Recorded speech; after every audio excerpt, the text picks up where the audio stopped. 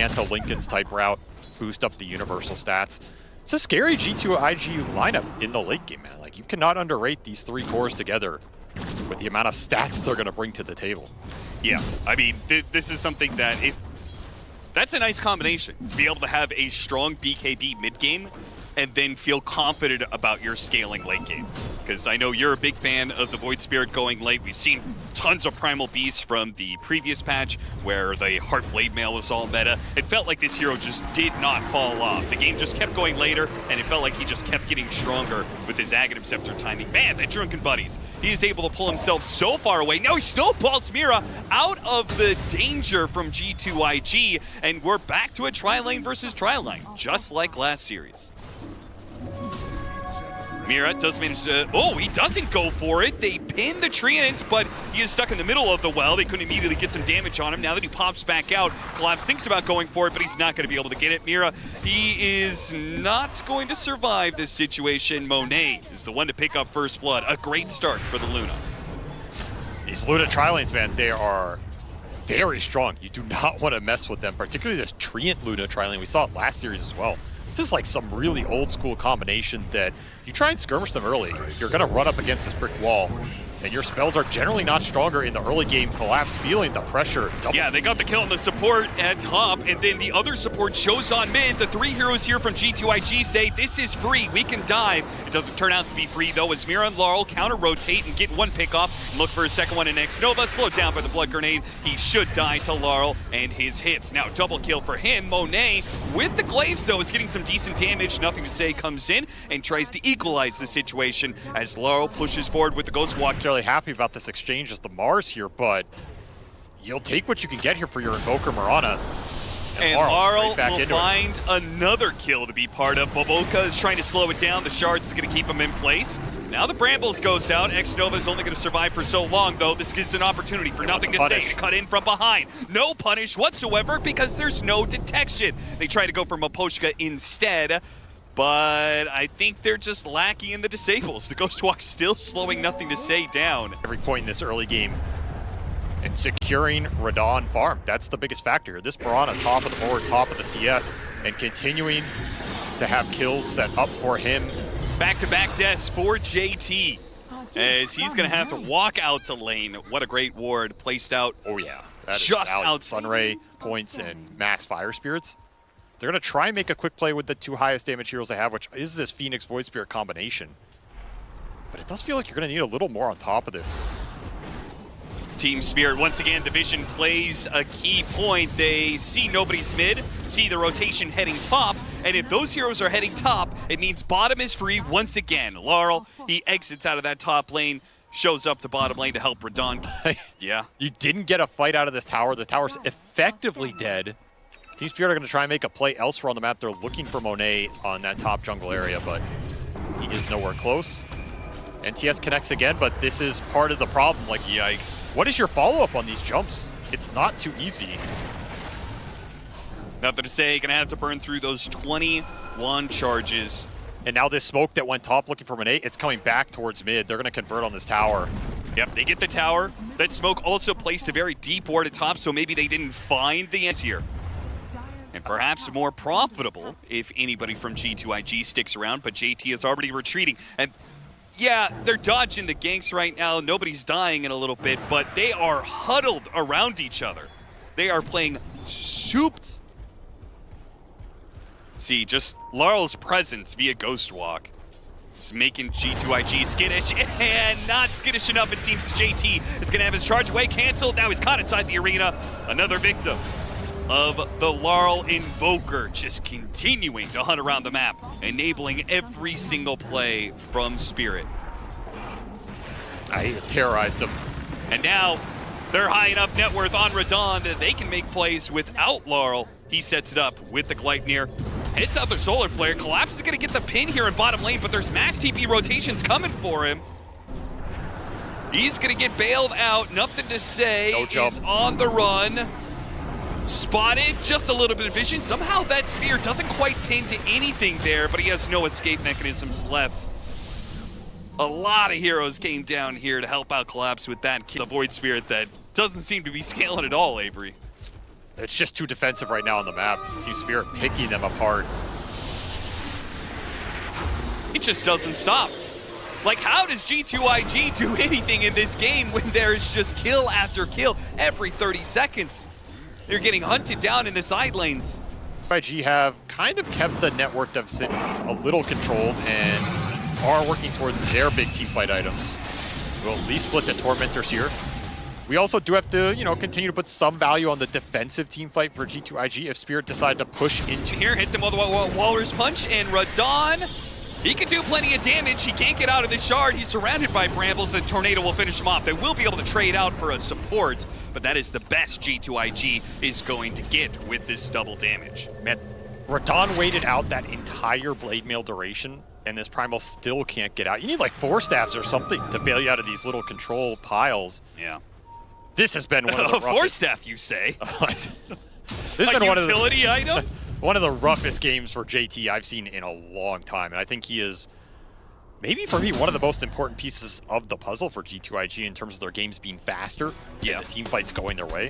He's just found absolutely nothing. Your Team Spirit have shut him down completely in the first 26 minutes here. Well, Team Spirit, they already have plenty of initiation between the Gleipnirs and it work, but you have to make it work, right? You can't just like build up this huge expensive item and then not start to use it on the map. That's my concern here. If you don't hex anybody for the next 10 minutes, is it going to feel that great? You just let Radon get to BKB here. He did beat the record though, so that's pretty good. Hey, good for him. And you how many of those? The Conda, like, it's all online. You have your big ultimates. You're almost level 20 on the Luna too. You're closing in on Void Spirit Ags as well. I don't know if you're going to have that for when this next skirmish breaks out, but like, this is as good as it gets for G2IG in the next minute or two here. They are all, they are not. I turn around, they're going for it. The Eclipse goes out, but BKB, they turn around, kill the egg, no problem. No follow-up disables from G2IG, and now they are going to be caught. A Spirit Tornado Terrorize coming out, does hit the tree. Nothing else, they're going to chase after that tree, see if they can get up nice shards from Maposhka. Man doesn't miss, tries to hit the Overgrowth, knocks up in the air, tries again, gets it off. No, the snowball dodged the Overgrowth. What a play from Maposhka. Keeps his team up and ready to hit as they slaying, nothing to say. He's down and out with 4 heroes gone. Team Spirit went from a simple pickoff to 4 in a row to take maybe a full lane of barracks. Oh, what G2IG would have done to land an Overgrowth during that egg. And a 5th pickoff to go.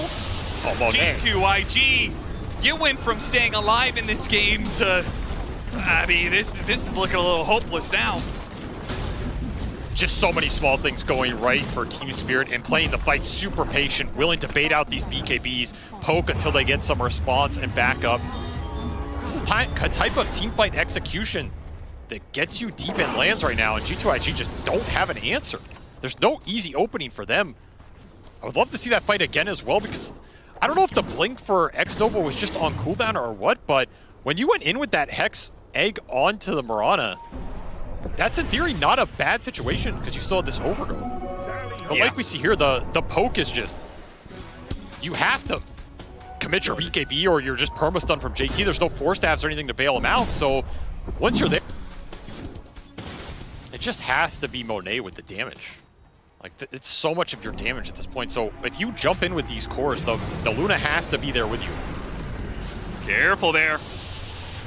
And Manta will protect you, as we saw from the last fight when he got caught in a bramble straight to the base. Walrus is a 4 versus 5. And there's the hit. Goes straight to the Luna. Walrus punch into Terrorize. A chain stun that takes him out of the game. He instantly buys back. The egg, it's dead as well. No disables to be able to stop this one. An arena that pins and catches JT, as well as nothing to say. Monet's just going to run in. BKB Eclipse. Hope for the best, but there is nothing you're going to get out of this. An absolutely picture-perfect execution from Team Spirit. Nobody dies. Nobody comes close to dying. That is about as one-sided of a game you're going to get between two very established teams, as Spirit just put on a clinic in this game 1. And I feel like particularly Laurel just took that map over so early, just put a chokehold on him. He was in all 3 lanes, completely shut down the playmaker in JT. NTS has no supports with real damage to follow up on any sort of his early aggression, and it just completely snowballed from there. From start to finish to Tormentor, nothing was working for G2IG in this game 1. That's absolutely right. Nothing was working for G2IG. It is a rough one right now if you're a G2IG fan. However, Team Spirit, oh my goodness. Sign of aggression, a Kunkka port forced out. G2IG, I mean, not really forced because Radon was perfectly fine, but just a bit of aggression is all it takes. He's going to force the dive. Does not want to let this TP go to waste. And they will be able to bring down JT. So the TP was worth it. Even if it took a while, they do finally find that kill. It's the side lanes that have been a problem for G2IG. Not in the laning phase, but immediately afterwards, this constant aggression. They seem unprepared to be able to deal with it. With the Viper Strike being used, the X marks the spot, pulling him back into his doom. Nothing to say, is going to experience a slow death to Poison. Monet here for the punish, but not able to do too much immediately off of it thanks to a whirlwind build-up. He can't get the immediate kill. A torrent lands on two. That's beautiful on both supports. Nobody's going to die on the side of Team Spirit. The side lane's crumbling again for G2IG. You're just getting outplayed. There's no way about it. This is here. This vision... Great timing and placement as he sees all of these heroes from G2IG clearing out their own jungle. He will not be caught in the process. They also see the fresh Blink Dagger on the Doom. They see Doom himself, and they are thinking about going for it. Radon was not sure if he wanted to go on it, and the arrow missed as a result of that. Awkward timing. They're going to turn back around and quickly kill the Clockwork for that small mistake from Team Spirit. And it's, yeah, wow. It's a big spell. A really big spell. I'm have to bring this Kunkka down at some point in this game if you want to break the hold Spirit have on the map right now as their lead continues to build 6K now. They see the Clockwork setting up for the kill. They baited him to stick around. Maboka acting like a helpless, easy support to gank. But again, kind of similar to game one. Very nice for Team Spirit as this game progresses. Pushing forward, X-Nova by himself. The rest of his team had abandoned that position. It looks like he really wanted to get to the secret shop to complete his item, which... Well, he tanked the gank. Yeah, he did. Hey, guys. I tanked the 5-man gank, guys. Intentional, I'm sure. Intentional. It's a nice little setup here. You might... I mean, you're thinking about, like, if Mirana... Gonna massively outscale the other, and they already have a net worth. I mean, it's probably inflated on the Night Pub stats, honestly. Sure. Thank Sir Action Slacks for that one. They go from the Roshan to the Tormentor, using this Aegis to bully G2IG. Take some of that net worth away from them. I mean, I do like Spirit's position here in the game, though, just in terms of continuing to win the 5-on-5s. Like, their overall team fight strength together looks a bit stronger on paper. Teaming in Mira first to set up for this mass rotation. It's the two supports, and then the cores, well, they're going to be a little bit late to it, but as long as the Kunkka's there, they've got the kill. With no BKBs, any X marks to the spot means death. Monet, what was he doing in the triangle here? Caught by Radon. Radon chasing after him. Monet doesn't have a win run to get out of here, so he's done. He at least was able to farm up his BKB, I guess. I mean, he's stealing some count and then get a numbers advantage for the rest of it. If that initial jump goes wrong for G2IG in the fight... And it's already gone wrong. The support getting picked off first, X-Nova. He's dead. Mira was not able to find another pickup, but the hook shot is on this Wind Ranger and DK to continue to scale up here. X-Nova being pretty bold with his position on the map, but that's because he still has that spell still lingering with the leap. And he will leap on out of there before Team Spirit can get their hands on him.